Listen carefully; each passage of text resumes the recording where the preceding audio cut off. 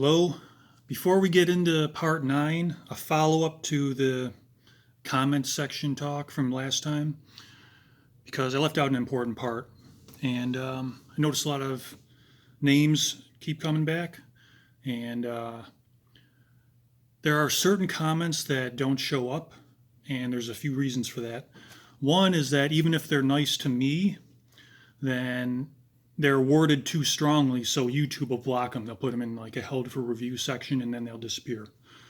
So a lot of this stuff is new to me too. And the second type of comment that gets blocked is someone showing up just to antagonize or disagree, not really offer their own opinion, just to be mean, basically. And although it's flattering that this review got big enough that the parasites wanted to come and suck the blood out of it, I don't need to put up with that. This is a hobby. So I'm going to swat you away, and you can go be a parasite somewhere else. Just showing up to disagree, to me, sounds like going to a video titled 2 plus 2 equals 4 and leaving a comment that says, "What do you mean 2 plus 2 equals 4? If you add 2 onto 2, that doesn't equal 4. And moreover, if you take 2 away from 4, that doesn't leave you off with 2. Do your research before you make a video." No tolerance for that. If you show up and say, "Interesting, have you considered 1 plus 3? Perhaps 3 plus 1. Both of those work, right?" That'll say. That's a reasonable, level-headed comment to leave, where you might not agree, but you're presenting your own opinion. And that's not parasitic. But speaking of parasites, Chris Watts is entering into a bizarre section of the interrogation. Like I said, he's being almost lulled into a dreamlike state with Tammy.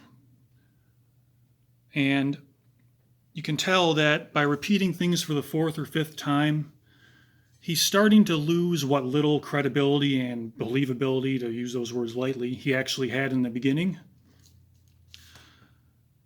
And where this really stands out, and you can just tell that how transparent his lying really is, because he's losing his conviction. The first night, he was the most confident really on the media interviews on the porch, when he still thought he had the mistress to fall back on for narcissistic supply.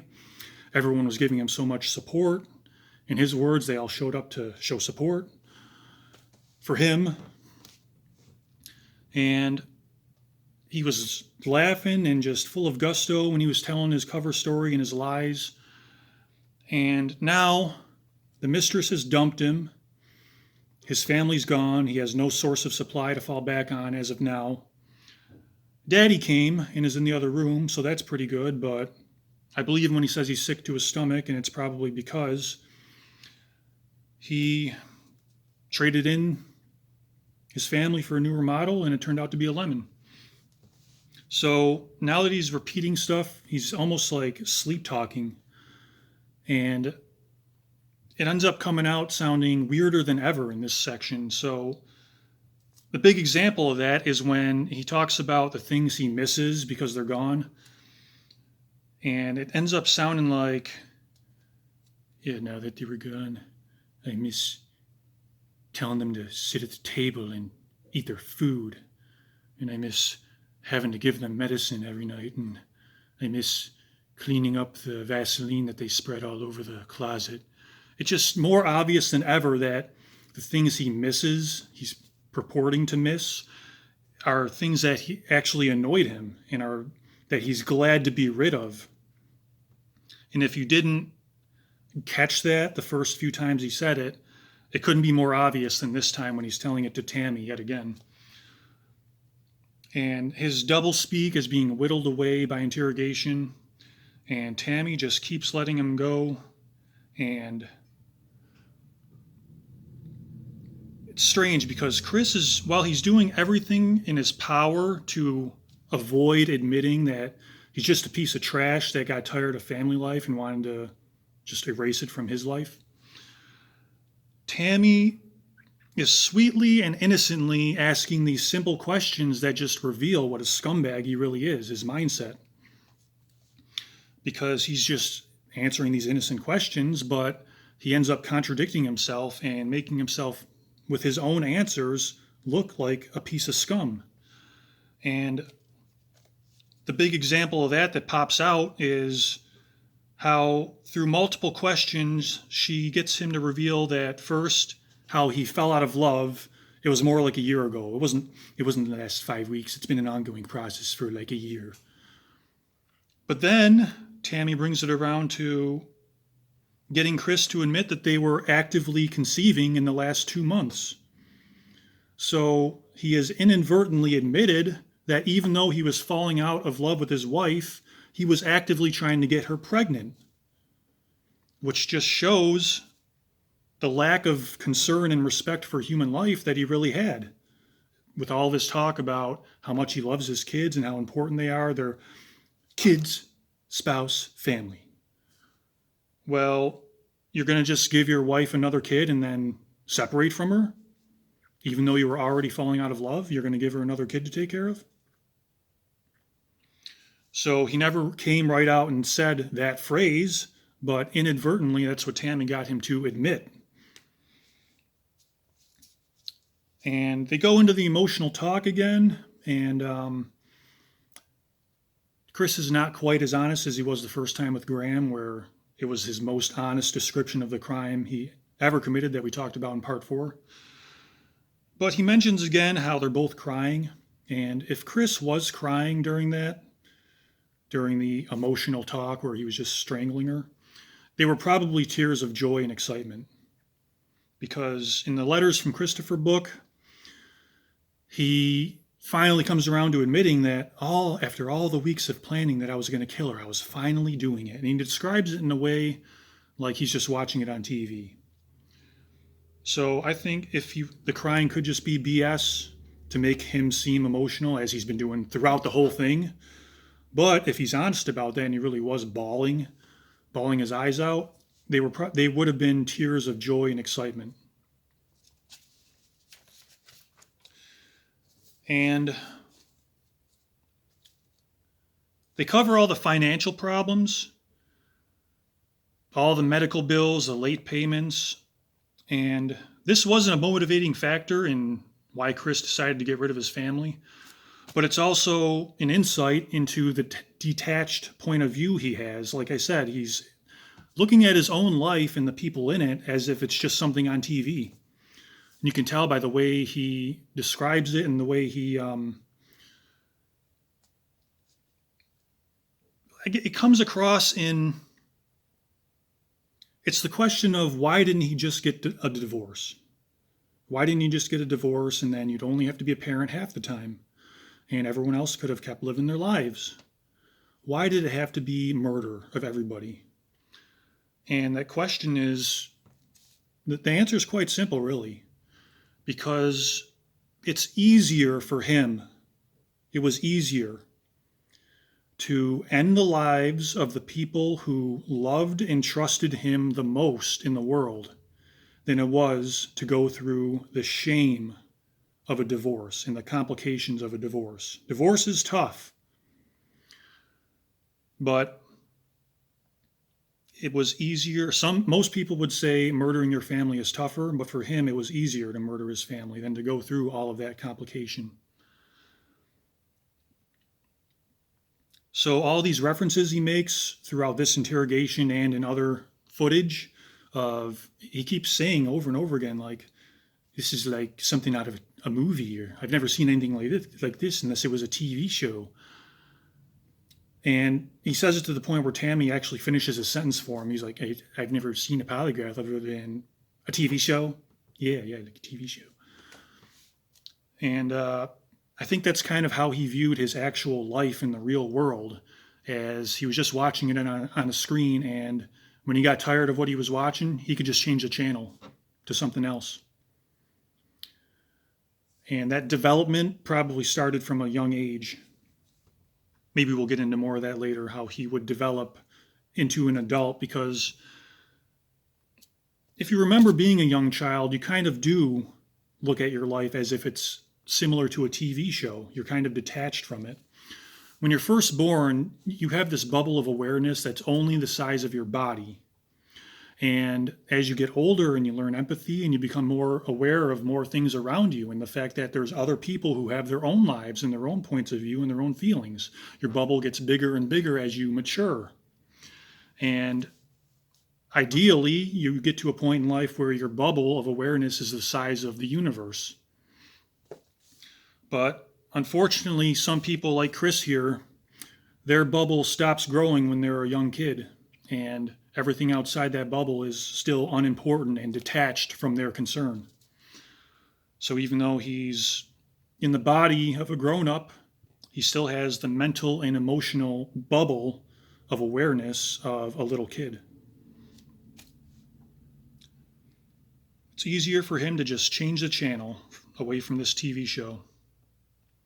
And I want to go into something a little different. So far, everything I've been covering has been stuff where I'm confident I'm telling the story truer than Chris Watts ever will.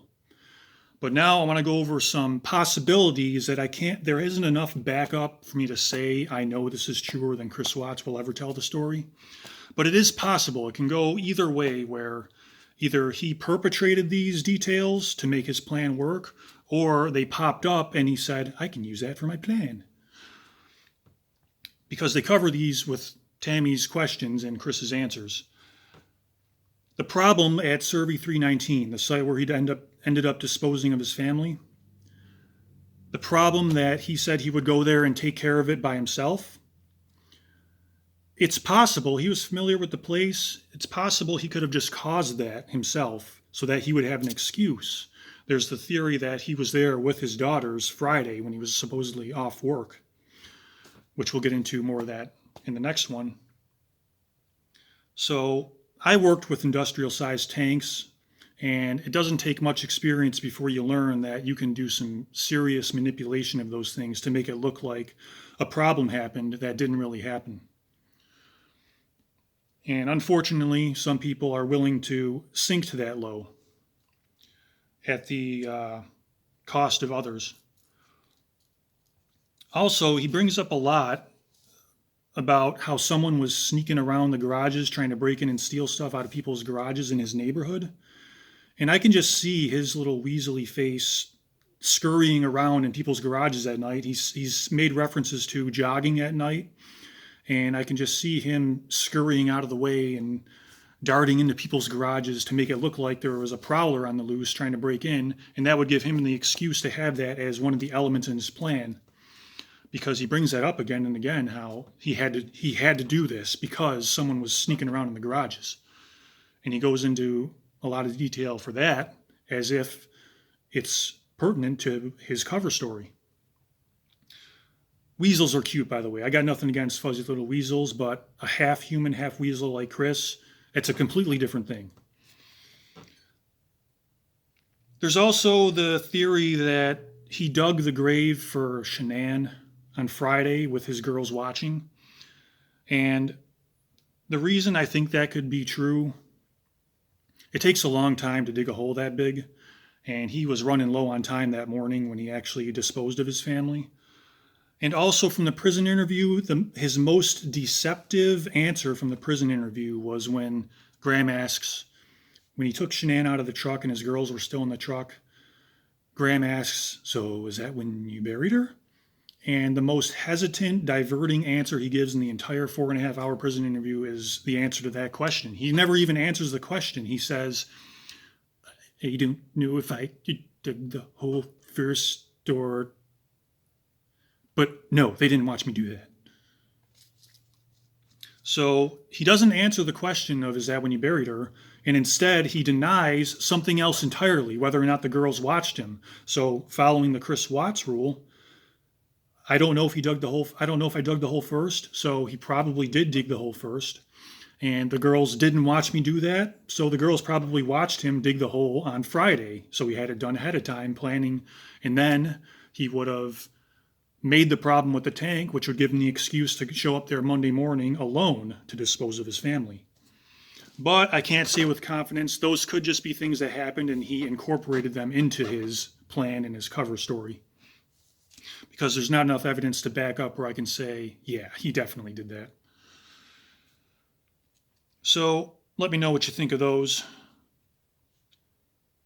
And maybe we have time for this, because this is really one of the more important and confusing questions is, did Chris actually think he could beat the polygraph? And I think he did. I think he showed up convinced he could beat the polygraph because of his doublespeak. Because you can see him, he's trying to get ahead of the polygraph. He's asking so many questions in the hour leading up to actually taking the polygraph, where you can tell he's trying to figure it out before he actually takes it. So, in the tens of hours of everybody trying to find his family, he asks 0 questions about that progress. But in the hour leading up to the polygraph that he's about to take, he's saying, do you want me to list all those on the polygraph? Are we looping in the kids with Shanann? What are we doing? What's the mat for? Am I allowed to breathe during this thing? Oh, I'm concentrating. I'm getting myself ready for staring during the polygraph. He's trying to figure out what's going to happen on the polygraph ahead of time so that he can be prepared to lie in his manner of doublespeak on the polygraph in the way that he fools everybody. He's figuring he's going to fool Tammy and the polygraph the same way. So if he figures out what the polygraph's going to be like ahead of time, he can figure out how he's going to lie in what he perceives to be a convincing way on the polygraph. And you can see where his interest lies, because no questions about what they're doing to find his family, and more questions than ever on what the polygraph procedure is going to be before he actually takes it, when an innocent person would just be going along for the ride. And anyone would be nervous about taking a polygraph because they're unreliable and they're not permissible in court. But it's just the level of interest he shows in this being much higher than anything else, including finding his family, shows you where his interest lies. And the great thing about the directed lie polygraph is that it's very easy for an honest person telling the truth to follow along, and impossible for a liar to get around it because of the way it makes you lie intentionally. He can't get around that and figure out how to use his doublespeak, and perhaps the investigators had caught on to his doublespeak and specifically chose this directed lie polygraph just to get around that. Okay, we're getting longer than ever. It's the longest one yet, so I'll see you in part 10.